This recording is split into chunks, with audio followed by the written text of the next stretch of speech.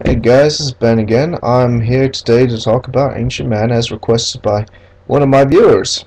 Very nice, I like getting requests. You guys should remember that, alright? Um, but today is going to be talking about Ancient Man and, truthfully, what is the lie of our modern system, modern archaeology.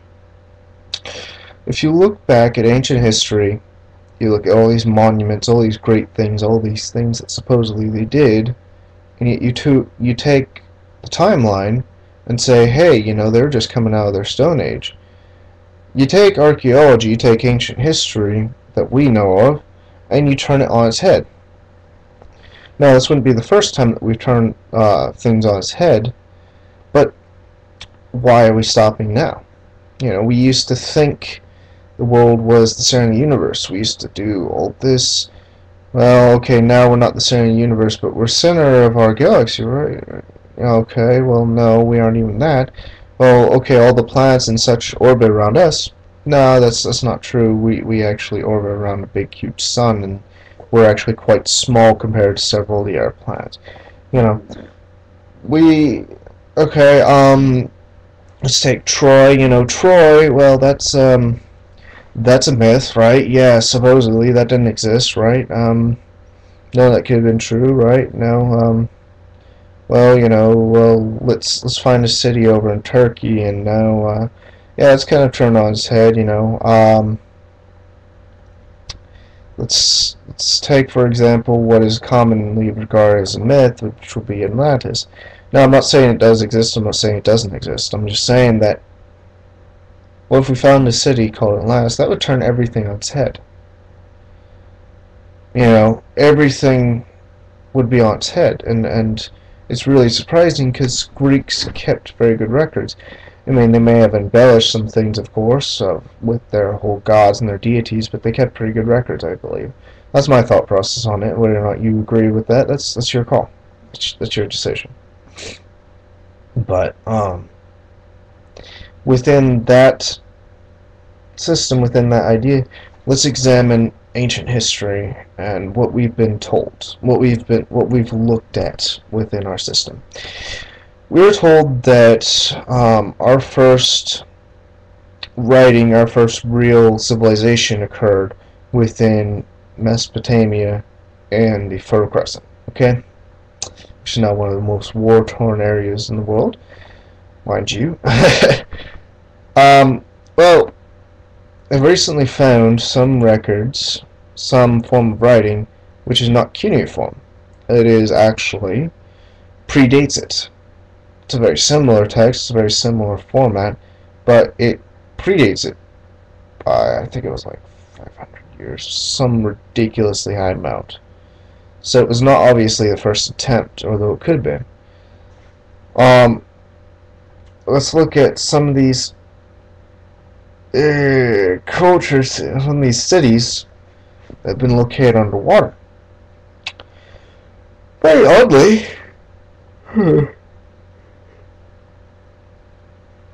sorry about that. Very oddly, that these cities underwater supposedly predate our Fertile Crescent timeline.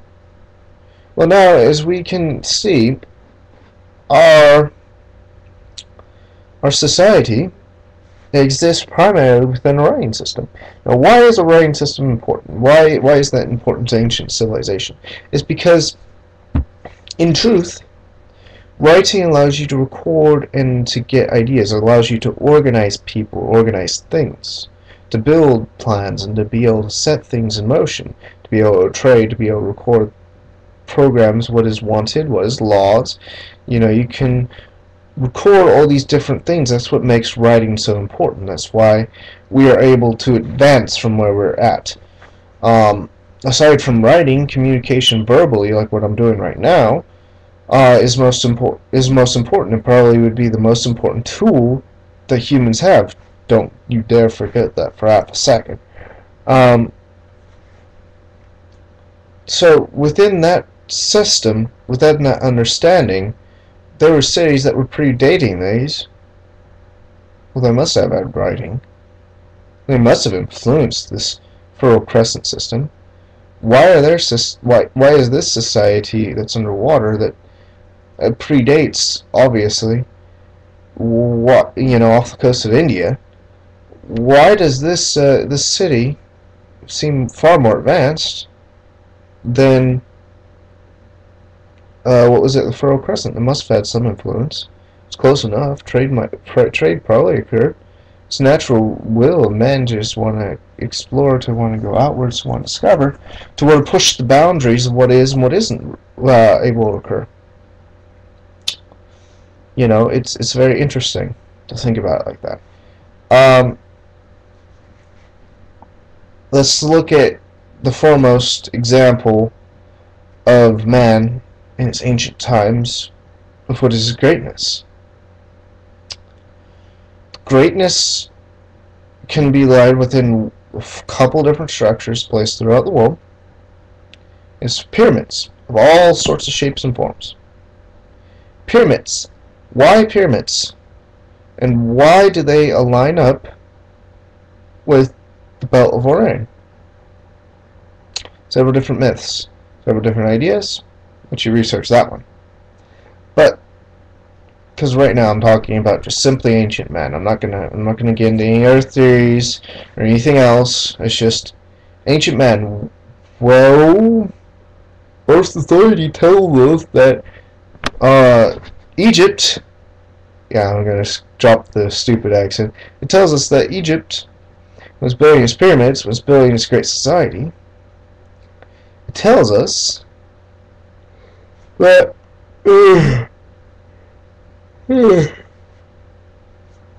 sorry, I'm tired. I don't know why. It tells us that Egypt was recently coming out of being able just to supply itself.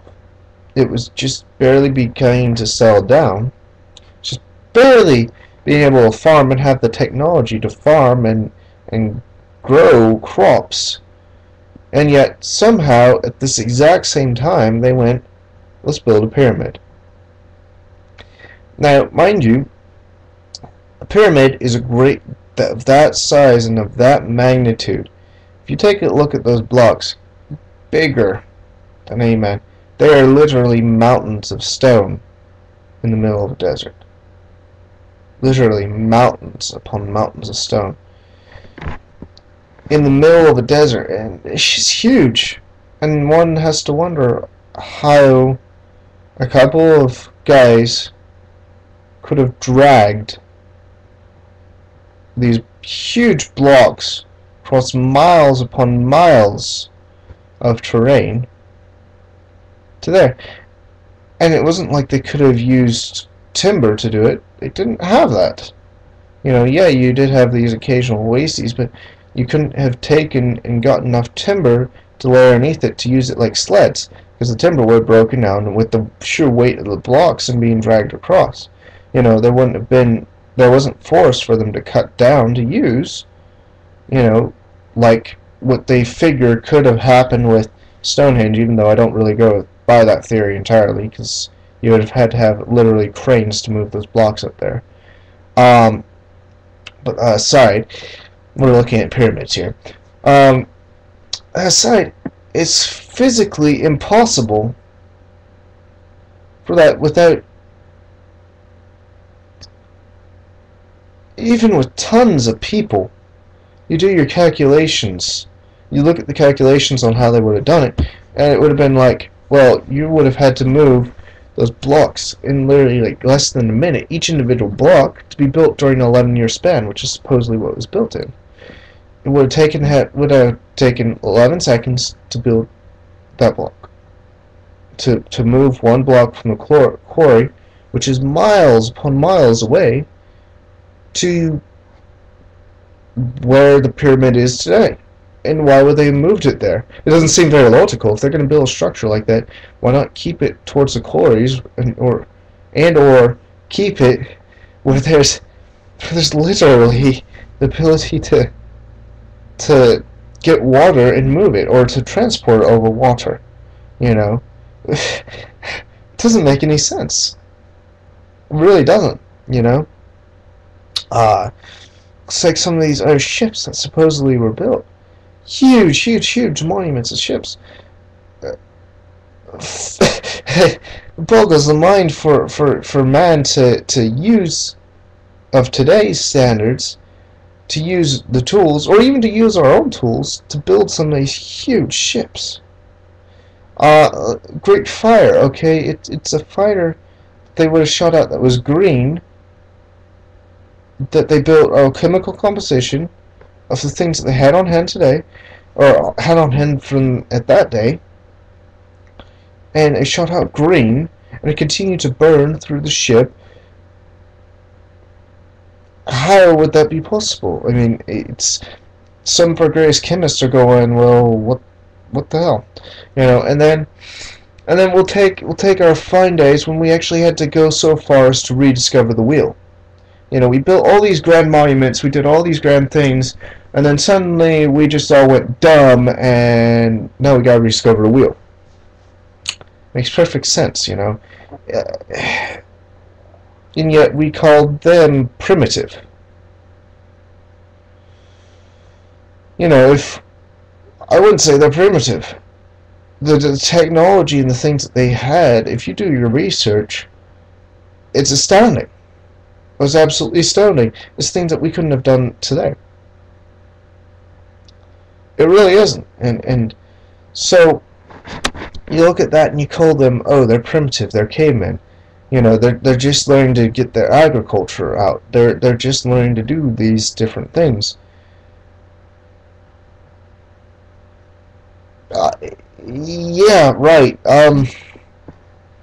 If they were just coming out of that agricultural state, how would they build Stonehenge, the pyramids, or they build some of the things in South America, those pyramids?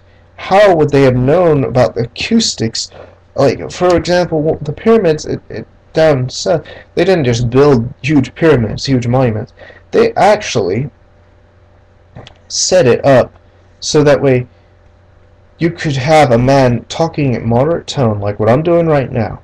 Wouldn't have to yell, wouldn't have to be like, to everyone, I present you. No, it would have just been moderate tone of this voice, and you could have heard it for all around the pyramid within the acoustics. Somehow they knew it.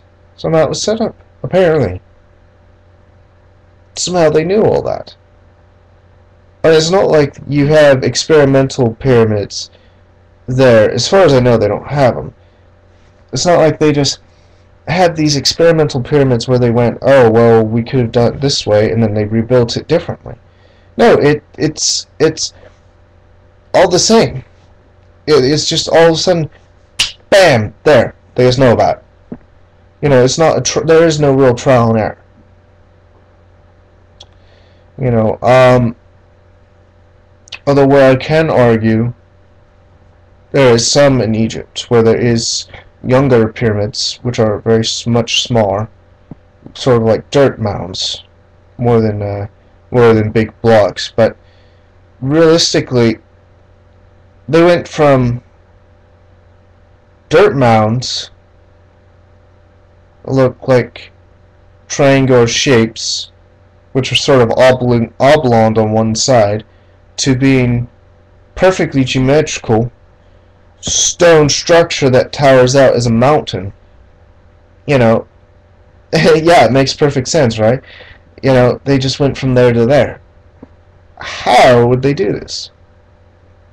That's what I'm going to leave you to find out. I'm not going to spit out all these theories that say, hey, you know, it's done this way, it's done this way, it's done this way. There's plenty of people who have done that. I'm not going to do that. I'm going to let you research it, find out what you think is right, and what you find is accurate. Because for me to spit out a theory to you, to spout something that someone else has said, that's limiting what you know. I'm just saying that these are the facts. These are the things that are. And you can't just simply deny them. They exist. You see them, they're there.